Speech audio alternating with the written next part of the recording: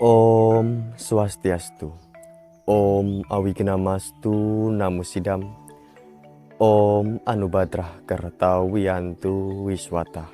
Salam Rahayu, Rahayu Sagung Tumati. Saudaraku umat Hindu sedharma yang berbahagia, Puji Astungkara kita ucapkan kehadapan Tuhan Ide Sang Yang Widewasa. Karena atas asung kertawaranugrahannya, hingga hari ini kita masih diberikan kesehatan. Saudaraku, tentunya kita sebagai manusia harus memahami kita merupakan makhluk sosial, yang dimana keberadaannya dalam menjalani kehidupan ini, manusia tidak dapat lepas dari bantuan dan peran penting manusia ataupun makhluk lain. Disinilah terjadi tindakan saling membantu, saling menolong, saling membutuhkan. Hal ini sangatlah penting yang dikatakan dalam Sarasamuscaya Sloka 4, menjelma menjadi manusia adalah hal yang utama, karena ia dapat menyelamatkan dirinya dari kesengsaraan hidup lahir dan mati dengan cara berbuat baik. Demikianlah keutamaan menjelma menjadi manusia. Dari sloka ini tentunya kita dituntut untuk saling menguntungkan satu sama lain, saling menolong, saling memberi, dan saling mengasihi. Akan tetapi fenomenanya di zaman sekarang ini, terkadang kita lebih mudah dan lebih senang memanfaatkan orang lain daripada kita dimanfaatkan. Itu seperti halnya sebuah insting dari manusia itu sendiri. Apakah itu salah? Tidak. Akan tetapi, bila apa yang kita lakukan untuk memanfaatkan orang lain itu merugikan mereka, itu yang bermasalah.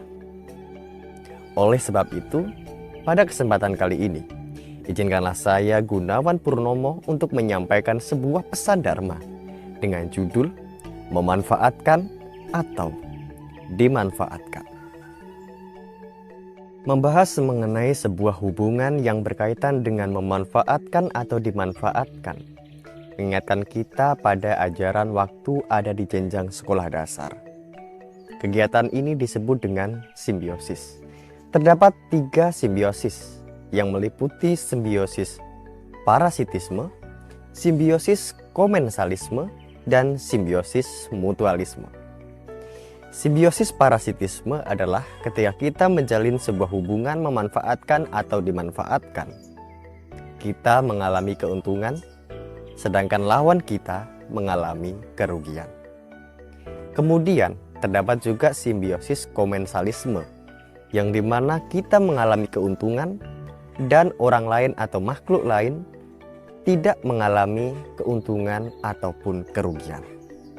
Dan yang ketiga adalah simbiosis mutualisme, yang dimana ketika kita menjalin hubungan saling menguntungkan atau diuntungkan, ini kita merasa untung dan lawan kita juga merasa untung. Saudaraku umat Hindu sedharma yang berbahagia, di dalam kehidupan ini, di zaman sekarang, tentu ketiga simbiosis ini masih berjalan dengan baik. Akan tetapi terkadang bahkan sering kita jumpai terjadi 2 simbiosis, yaitu komensalisme dan parasitisme. Sebenarnya tindakan simbiosis ini atau tindakan saling menguntungkan atau diuntungkan tidaklah sepenuhnya salah. Bahkan itu sudah menjadi insting dan itu wajar untuk dilakukan.